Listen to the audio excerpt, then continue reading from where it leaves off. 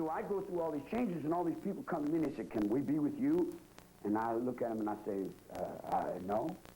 And they say, why can't we be with you? I said, because I'm with me. Can you be with yourself? And they said, yes. I said, what do you need me for? Okay, you're telling me that there's all these improvements you need to get him out. Yeah. So you're saying that the murders on Silver Drive happened because they needed... Partly, part of it.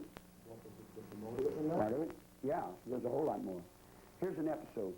You remember when you was in school and you had a bully in school and somebody went by, the bully went by and said, are you looking for trouble? And you what? You said, no, I wasn't looking for no trouble. That's calling you up. Is that right or wrong? It calls your mind up to start looking for trouble. You're not thinking about looking for trouble until someone comes and says, they yell off in your head, are you looking for trouble? And you say, and he says, yeah, he's looking for trouble. And pretty soon you start looking for trouble. You don't know why you was looking for trouble. A part of it. In other words, here you got a psychotic episode with 150 people. You got 150 people running through Hollywood playing music, smoking dope, having sex orgies, riding motorcycles. All I was one little small music group called the Family Jams, man. Oh, actually, it's not the obese. Yeah. You don't obese people? Wait a minute. And not only that, all these girls that you keep attributing me to were just girls that happened to be in the subculture that was in that free love trip. And the only reason they're still with me is because I've never lied to them. I don't lie, man. I quit lying a long time ago. Don't lie to us now. I'm sure you won't. I ain't got no reason to. The time's done. You said Holy Ghost lady in prison wasn't the only reason that... No, that's part of the reason I said. That's part of the reason. Part of the reason. Another reason. Yeah. There's a lot of other reasons. There's a lot of other reasons. Yeah. Damn, I don't know if you'll understand it or not. A young kid's walking down the street. A cop comes up to him and says, shines a flashlight in his face and says, hey, boy, up against the wall over there. And scares the kid. Kid gets up against the wall and he says, what are you doing out here? It's after 10 o'clock at night. You out here burglarizing stores? No, sir. I'm not burglarizing stores. The cop is a rookie cop, and he doesn't realize what he's doing is he's programming this young mind to burglarize stores. Being a juvenile delinquent, I went through that, and I burglarized stores and ended up in reform school. That way I figured out why that happens that way, you dig? The cop is practicing his procedure, you dig? So they come to the ranch, and they raid the ranch. And they say, are you causing trouble, Manson? And I say, you can't call me up for that.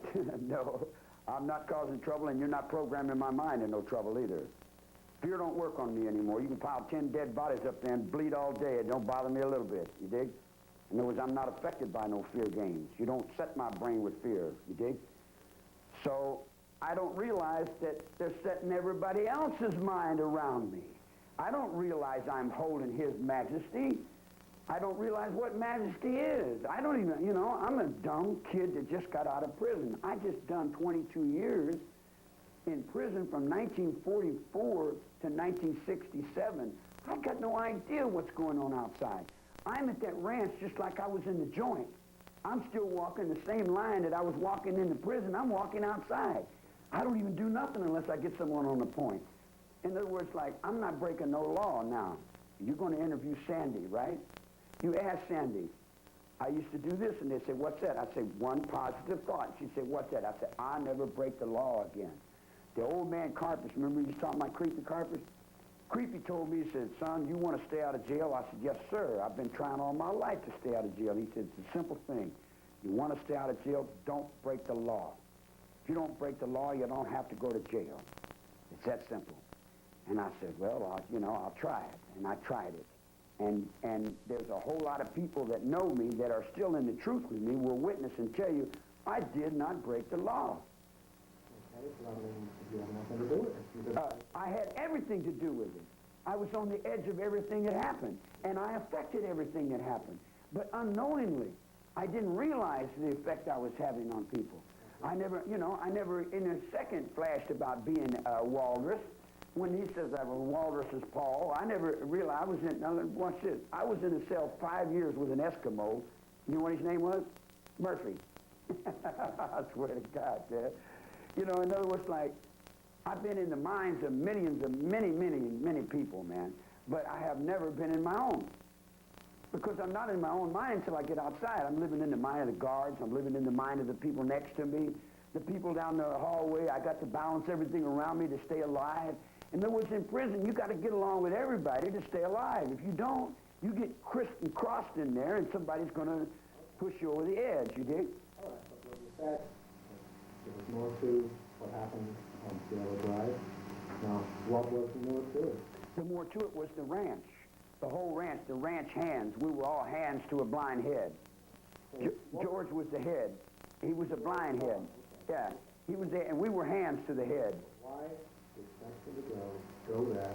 Why did they go to that house that night and kill those? All right, because first of all, Doris Day. Oh, this is going to get heavy. Remember the Korean War? The United States lost the Korean War, but they didn't tell the public. When they lost the Korean War, they had to give up their sex to the Koreans, and Doris Day was the prize. So Doris Day was the end of the Korean War with Reverend Sun and Moon coming over here. So when I go to get into the music, the Jew rejects me on the universal level from Cary Grant's parking space because I won't use the black people. And I won't crossbreed with Wendy Mandela and get in the middle of a sex orgy that they're running for their dollar bill to build kibbutzes in Israel so they can have machine guns and the Arabs that got rocks. So when I passed on that, I fell into the Beach Boys. The Beach Boys are being run by the Italian mafiosos that are trying to break through the mafia coming to the East Coast, that the Mexicans kicked them out of Rosarita and told them stay out of California because we don't like you. So the mafioso, when I went into Dennis Wilson's Beach Boys, I said, you owe me money for music. Where's the money? They put me onto the Italian business manager. I said, don't I get something for this music here? And he said, no, you get nothing. He said, sue me. I said, I won't sue you. I'll bomb your car, man. I'll blow your house up. He said, I'll call New York and I'll call the mafia. Well, I know a lot of the dudes in the mafia, so I backed off of him. That's why I moved in with Dennis. You owe me. You won't pay me on one level, boop, I'll sneak you on another level. In other words, you're going to pay me sooner or later because I'm that guy that always gets paid, and I always pay. You know, in other words, like, I walk a line, man, and in this heart. And how is that get us to? Huh? How does that get us to Stanley Drive, and how does that get us to?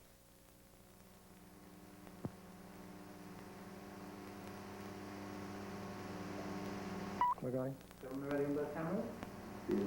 Okay, good. On your own time. Okay. You're telling us about the other reasons why.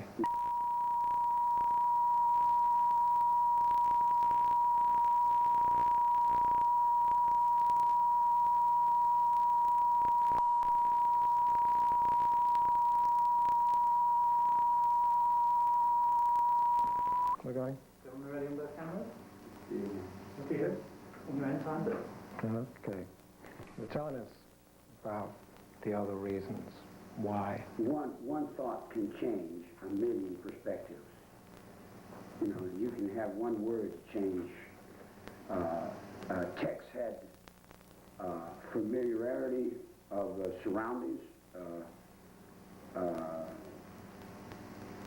Somebody else wanted to stop the war. Somebody else was mad about the music. Somebody else was being called up into a negative thought by a bunch of harassment from other people.